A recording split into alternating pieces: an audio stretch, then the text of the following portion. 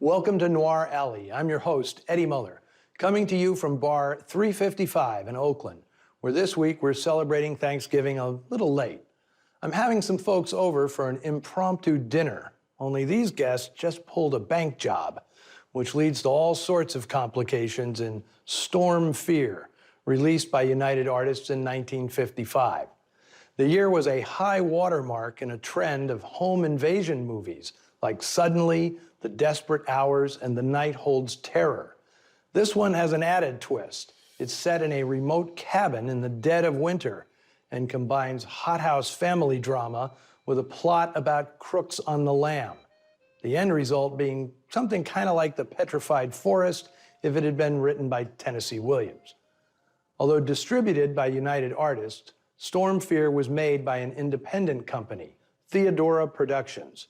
It was an outfit created by Cornell Wilde, who was following in the footsteps of other actors turned producers like Charles Boyer, John Garfield, Burt Lancaster, and Dick Powell.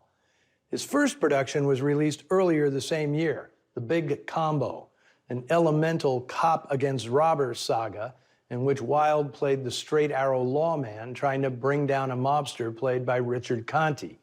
They both covet the same woman, played by Jean Wallace, who's also the star of today's film. Wilde and Wallace were husband and wife, as well as business partners in Theodora Productions. Both had recently ended unhappy marriages to other actors. Wilde was married to Patricia Knight. We saw the one picture they did together, Shockproof, earlier this year on Noir Alley. While Wallace had been married twice before, including a 7-year misalliance with noted philanderer Franchot Tone. Wallace and Wilde stayed together for 30 years. While Cornell Wilde enjoyed stardom during the 40s and early 50s, mainly at 20th Century Fox, he was a somewhat generic leading man, often overshadowed by more vivid co-stars. He was no match for Gene Tierney in Leave Her to Heaven and couldn't hold a candle to Ida Lupino or Richard Widmark in 1948's Roadhouse. Even in The Big Combo, Wilde seemed vapid next to Richard Conte, who exudes dangerous charisma. With Storm Fear, Wilde was trying to, if not break out, at least wriggle out of the square-jawed good guy mold in which he'd been cast. One of noir's most notorious villains, Dan Duryea, gets the normal role here as a sickly, struggling novelist. Wilde plays his brother, a ne'er-do-well with a stutter and a larcenous legacy. The film is based on a 1954 novel by newspaperman Clinton Seeley, the only one he'd ever write. To do the script, Wilde hired 38-year-old Horton Foote. The one-time actor had won much praise for the teleplays he'd produced for shows like Studio One, Playhouse 90, and the United States Steel Hour. This was Foote's first screenplay, and all I can say is, everybody has to start somewhere. It's hard to fathom that this same writer would go on to win Oscars for the scripts of To Kill a Mockingbird and Tender Mercies. Clinton Seeley's novel is mainly told through the eyes of young David Blake, played in the film by 14-year-old David Stollery.